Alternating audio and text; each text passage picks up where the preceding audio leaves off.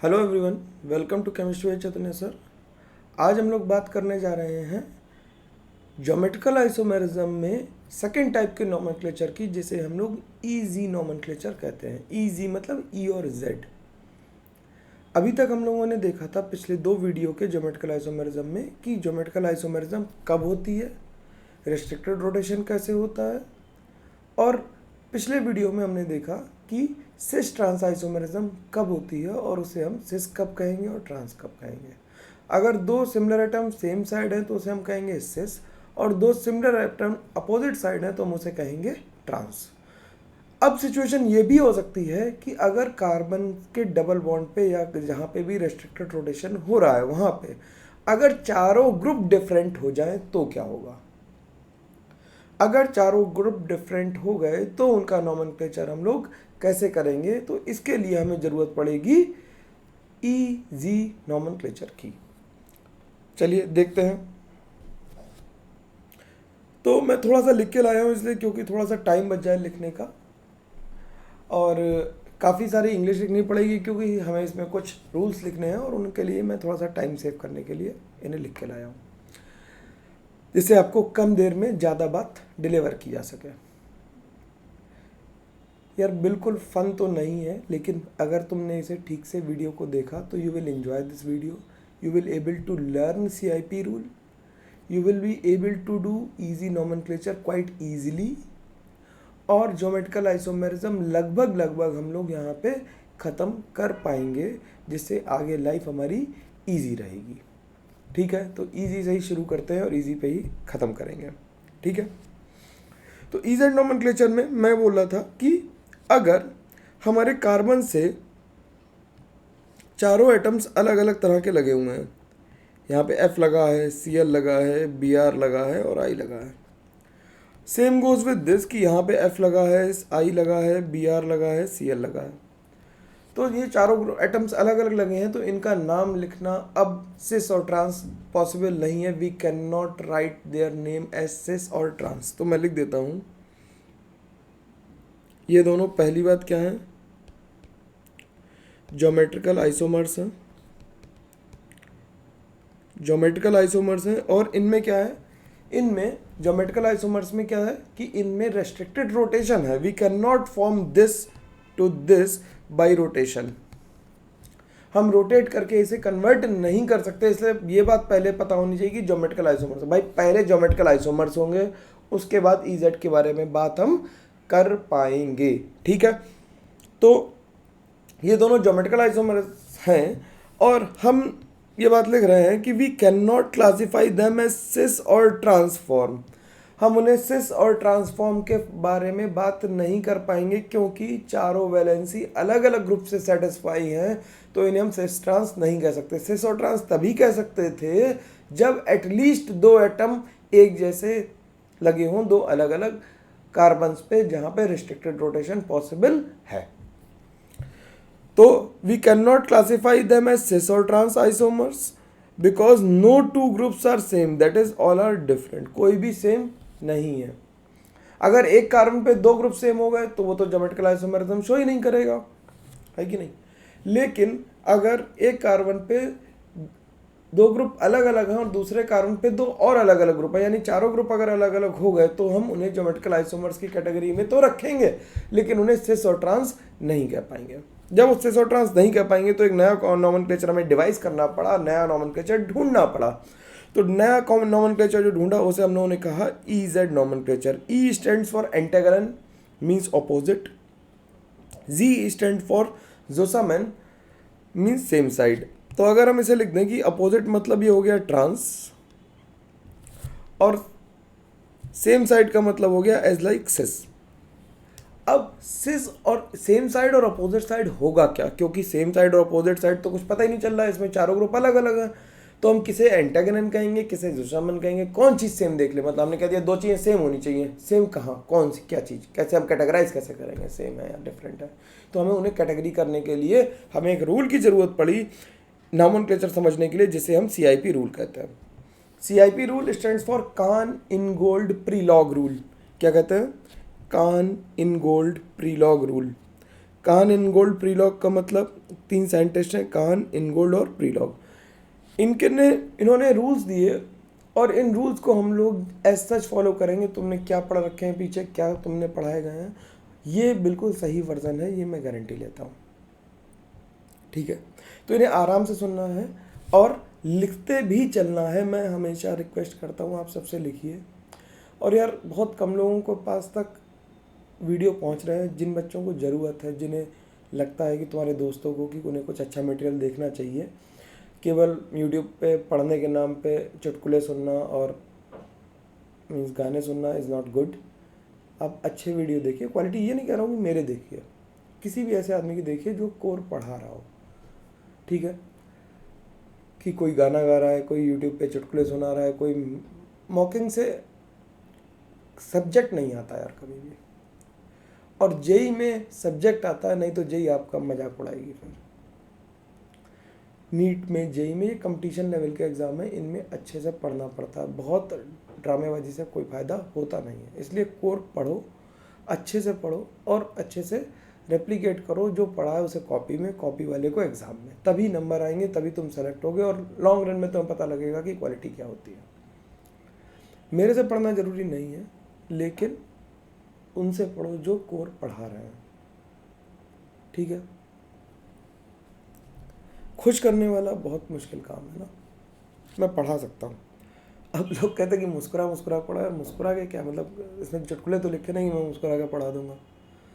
तो मुस्कुरा के नहीं पढ़ा पाऊंगा यार। लेकिन बात समझो मेरी कि तुम बहुत सीरियस, मैं उन लोगों को पढ़ा रहा हूँ जो सीरियसली तैयारी कर रहे हैं जेईई की या बोर्ड्स की या फिर नीट की या फिर सीयूईटी की। कोई भी सीरियस जो एस्पिरेंट है, जो पढ़ना चाहता है, उनके लिए चैनल है।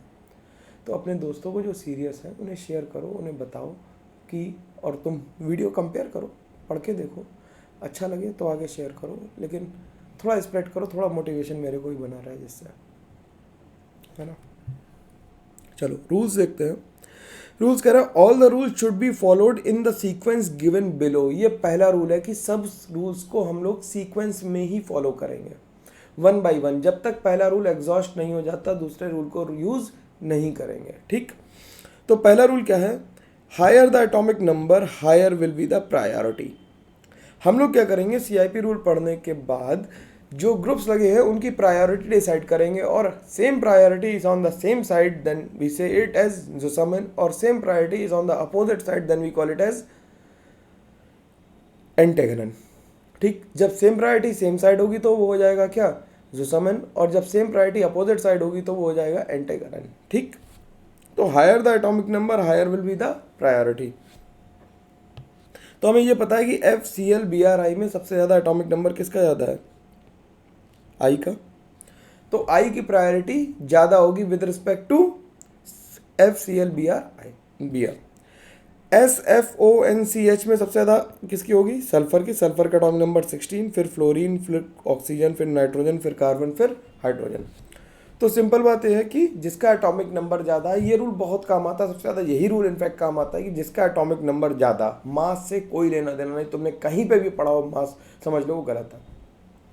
मास से कोई लेना देना नहीं, जिसका एटॉमिक नंबर ज़्यादा उसके का प्रायोरिटी ज़्यादा। बाई चांस एटम्स के केस में ऐसा होता है इन जनरल कि जिसका एटॉमिक नंबर ज़्यादा होता है उसका मास नंबर भी ज़्यादा हो, लेकिन ग्रुप ऑफ एटम्स में ये बात लागू नहीं होगी। I can prove that. ठीक है, तो मास से कोई लेना देना नहीं है, नहीं है, नहीं है, नहीं है। ठीक, तो जिसका एटॉमिक नंबर ज़्यादा उसकी प्रायोरिटी ज़्यादा। अब हम लोगों ने एग्जांपल लिया था FCl-Bri वाला, इसे थोड़ा सा नीचे लिख लेते हैं, इससे दिखाई सही से दे। ठीक, FCl-Bri में F और Cl में किसकी प्रायोरिटी ज़्यादा है, Cl की। जिसका एटॉमिक नंबर ज़्यादा उसकी प्रायोरिटी ज़्यादा, और F की कम। Br और I में, चारों में नहीं देखेंगे, जो कार्बन से एटम जुड़े हुए उन्हीं से प्रायोरिटी कंपेयर करेंगे।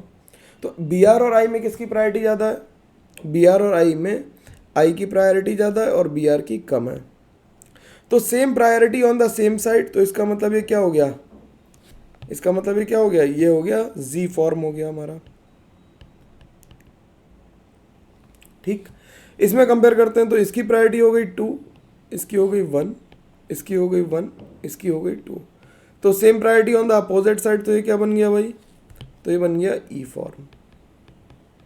तो मैं यही कह रहा था कि अगर सेम प्रायोरिटी अपोजिट साइड है तो हम कहेंगे क्या, ई, और सेम साइड प्रायोरिटी अगर सेम साइड है तो हम उसे कहेंगे जी। ठीक है, बिल्कुल बात अच्छे से समझ में आनी चाहिए। क्या कि सेम प्रायोरिटी, मेरे साथ साथ एक बार मन में बोलो कि सेम प्रायोरिटी सेम साइड होंगी तो जी, सेम प्रायोरिटी अपोजिट साइड होंगी तो ई। ठीक, ई माने एंटागोनल, एंटागोनल माने ऑपोजिट, जी मीन्स जो मीन सेम साइड। जी बोलो, जेड बोलो यार, जेड बोल लो तुम्हें ज़्यादा अच्छा लग रहा है, जेड वैसे ये जी है, जेड बोल लेते हैं, चलो जेड फॉर्म और ई फॉर्म। तो जेड माने सेम साइड, ई माने अपोजिट साइड।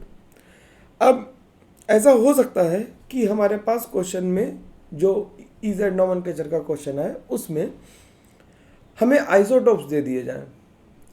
जब आइसोटोप्स आएंगे तो एटॉमिक नंबर सेम हो जाएंगे। भाई आइसोटोप्स के क्या होते हैं? आइसोटोप्स है सेम एटॉमिक नंबर, ये बात सबको पता है।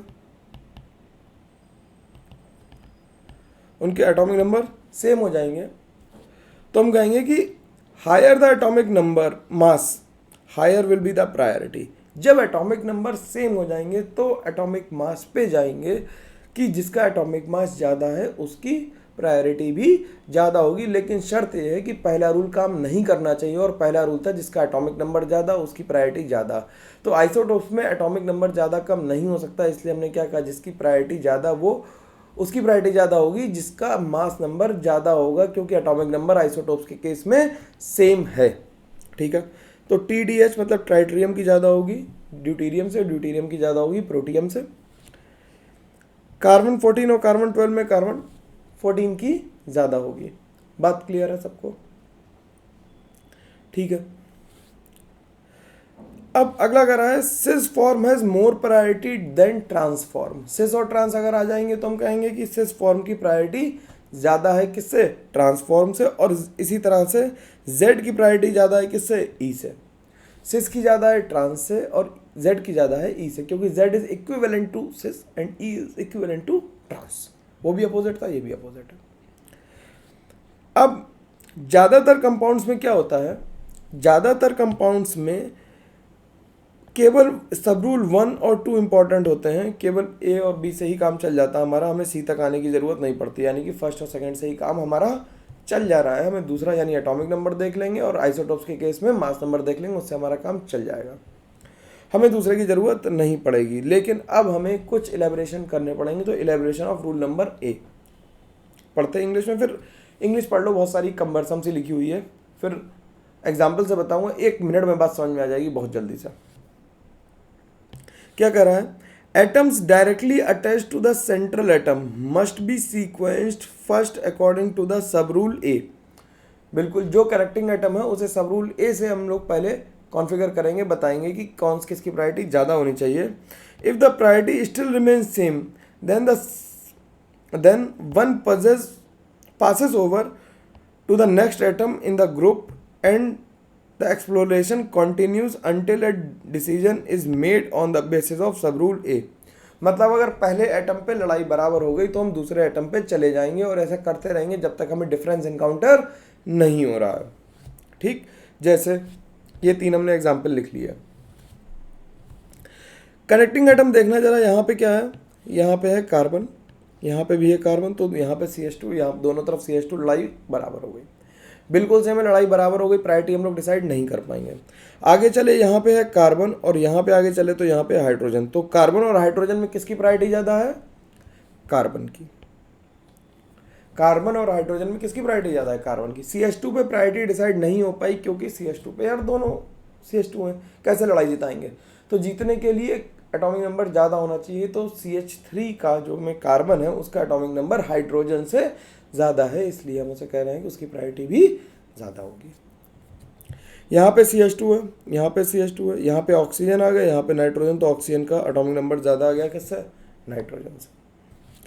यहाँ पे CH2, यहाँ पे CH2, यहाँ पे CH2, यहाँ पे CH2, यहाँ पे ब्रोमीन, यहाँ पे क्लोरीन, तो बताओ किसकी प्रायोरिटी ज़्यादा है? ब्रोमीन और क्लोरीन में ब्रोमीन की प्रायोरिटी ज़्यादा है। तो बात सिंपल थी, बात समझ में आनी चाहिए। अब अगला कह रहा है, इट मे बी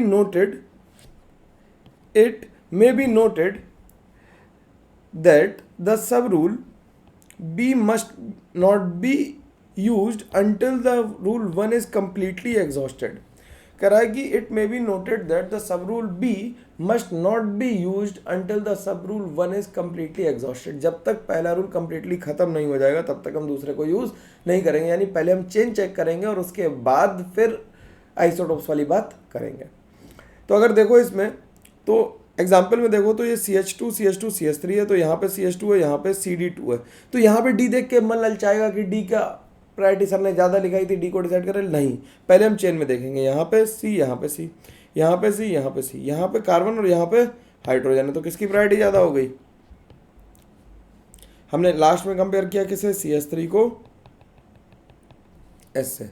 लेकिन अगर सेकेंड एग्जाम्पल देखें तो यहाँ पे C है, यहाँ पे C है, यहाँ पे C है, यहाँ पे C है, यहाँ पे C है, यहाँ पे C, सब जगह बराबर है। अब हम सेकेंड कार्बन पे देखेंगे तो इसमें D आ रहा है यहाँ पे और इसमें आ रहा है H, तो D और H में D की प्रायोरिटी ज़्यादा है। तो हम सब रूल 2 का यूज़ तभी कर पाएंगे जब पहला रूल कंप्लीटली एग्जॉस्ट हो जाए। ठीक है, अगला देखते हैं पॉइंट। इंग्लिश में काफ़ी कठिन है, हिंदी में मैं बता रहा हूँ काफ़ी सरल लग रहा होगा, समझ में आना चाहिए। इंग्लिश जिससे अच्छी है वो इंग्लिश में भी समझ सकता है। अगला पॉइंट कह रहा है, if in case of a group bifurcates, bifurcate मतलब उसकी दो ब्रांचिंग हो रही हैं, एक से जैसे रोड बाइफर्केट कर जाती है तो हम कहते हैं एक रोड के दो ब्रांच हो गई। तो अगर एक ग्रुप बाइफर्केट कर रहा है then one must proceed along the branch providing the highest precedence until a difference is encountered. तो जहाँ पे हाईएस्ट प्रेसिडेंस हो वहाँ पे चलेंगे जब तक एक डिफरेंस एनकाउंटर नहीं हो रहा है। The decision must be made at the earliest opportunity, bifurcation के केस में। ठीक है, पिछले वाले केस में बाइफर्केशन नहीं हो रहा था, एक ही ब्रांच थी। ठीक, earliest opportunity and once made can not be change from the consideration of the substances farther along the chain. मतलब ये कहना चाह रहे हैं कि एक बार डिसीजन ले लिया तो फिर डिसीजन ले लिया, उसके बाद हम किसी की भी नहीं सुनेंगे। ठीक है, कमिटमेंट एक बार कर दिया कि भाई यही हमारा एनकाउंटर हो गया कि यहीं पे हमें हाईएस्ट प्रेसिडेंस मिल गया, तो हम आगे उसके आगे देख के हम अपने डिसीजन को बदलेंगे नहीं। मतलब अगर हमें पहले रसगुल्ला मिल गया तो रसमलाई को देख के रसगुल्ले को फेंकेंगे नहीं, रसगुल्ले की प्रायोरिटी ज़्यादा ही रहेगी हमारे में। ठीक, देखते हैं भाई एग्जाम्पल्स देखते हैं। तो यहाँ पे क्या हुआ कि ये CH2 है, यहाँ पे CH2 है, यहाँ पे CH3, यहाँ पे CH3, यहाँ पे CH2, यहाँ पे CH2, यहाँ पे क्या आ गया Cl और यहाँ पे आ गया CH3। तो ये तो पिछले वाले सही हो गया। यहाँ पे क्या है C, यहाँ पे C, यहाँ पे C है, यहाँ पे C है। अब यहाँ पे कार्बन से क्या है, ब्रांचिंग हो रही है, तो एक CH3 लगा हुआ है, यहाँ पे भी एक CH3 लगा हुआ है, यहाँ पे H लगा हुआ है और यहाँ पे CH3 लगा हुआ है। तो CH3 और H में ब्रांचिंग में कौन जीत गया?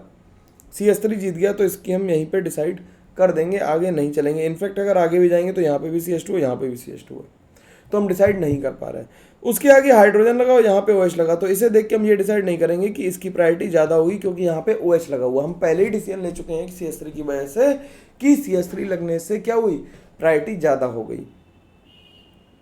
ठीक है, अब अगला पॉइंट, नेक्स्ट पॉइंट क्या कर रहा है, in case of atoms with multiple linkages. अब जैसे C डबल बॉन्ड O आ गया, C डबल बॉन्ड N आ गया, ट्रिपल बॉन्ड N आ गया, C डबल बॉन्ड C आ गया, तो क्या होगा? In case of multiple linkages the atom to which they are multiply bonded must be duplicated or triplicated as the case may be at both ends of the multiple bond.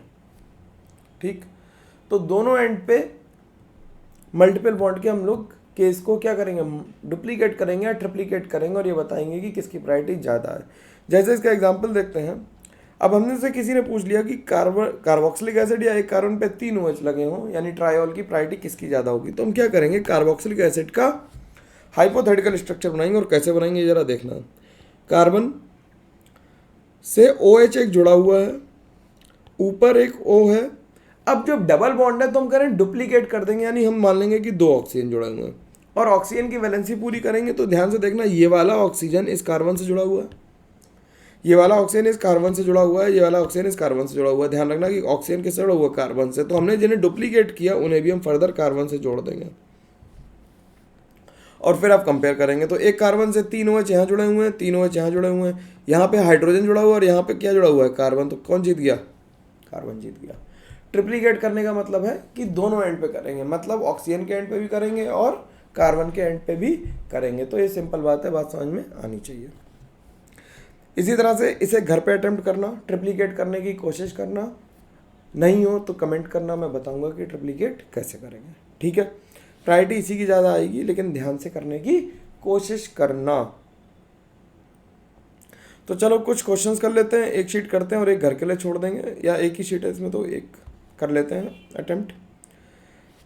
देखते हैं भाई, नाम लिख के देखते हैं। CIP आ गया तो हमने पहले क्या किया कि ब्रोमीन और फ्लोरीन में किसकी प्रायोरिटी ज़्यादा है? फ्लोरीन की, ब्रोमीन की और फिर फ्लोरीन की। आयोडीन और क्लोरीन में आयोडीन की ज़्यादा है, तो same priority on the same side, यानी कि E हो गया। ऑक्सीजन और हाइड्रोजन में ऑक्सीजन की प्रायोरिटी ज़्यादा है, फ्लोरीन और नाइट्रोजन में फ्लोरीन की ज़्यादा है। तो देखो मास तो इस ग्रुप का ज़्यादा है, फ्लोरीन का कम है, लेकिन फिर भी प्रायोरिटी फ्लोरीन की ज़्यादा है क्योंकि फ्लोरीन का एटॉमिक नंबर ज़्यादा है। तो ये भी क्या हो गया हमारा, ये हमारा हो गया जी, सॉरी ये भी क्या हो गया, पहला वाला जी हुआ ना यार, ई नहीं हुआ। Same priority on the same side, तो ये जी हो गया। ठीक, यहाँ पे ब्रोमीन की फर्स्ट हो गई, इसकी सेकंड हो गई। ईटी को अगर हम चाहें तो ऐसा लिख सकते हैं, ईटी को क्या कि CH2CH3, और Me को लिख सकते हैं मिथाइल CH3।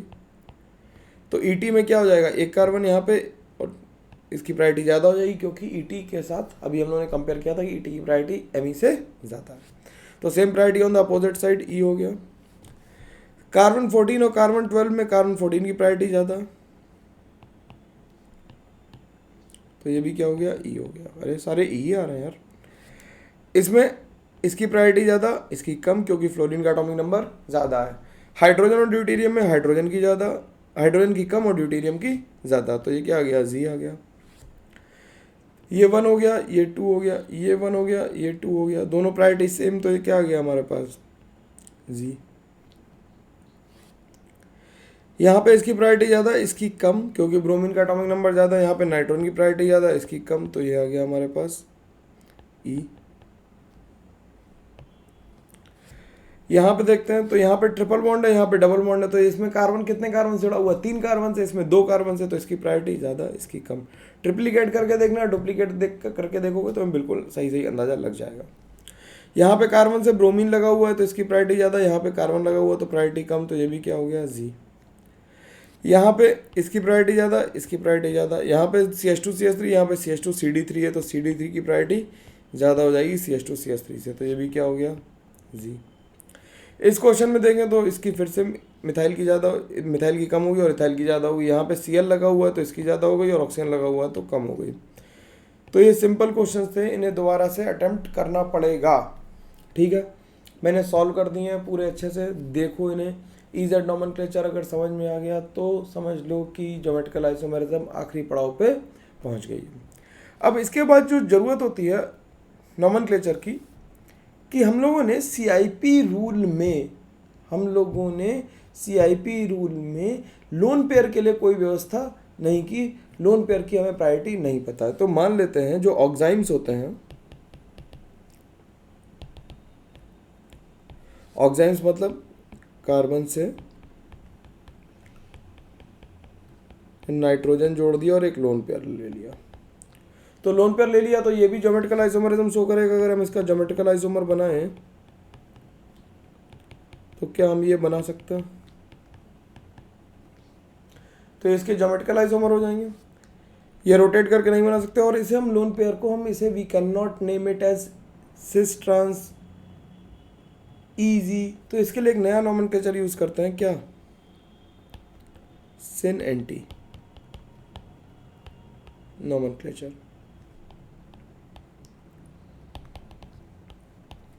सिन माने होता है सेम साइड,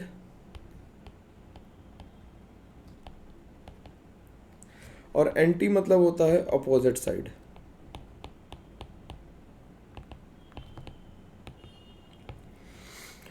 तो सिन या एंटी से कोई भी फिक्स तरीका नहीं है, इसे हम कहेंगे कि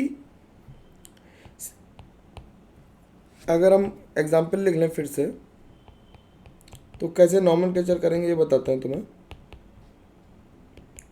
तो इसे कहेंगे इन दिस मॉलिक्यूल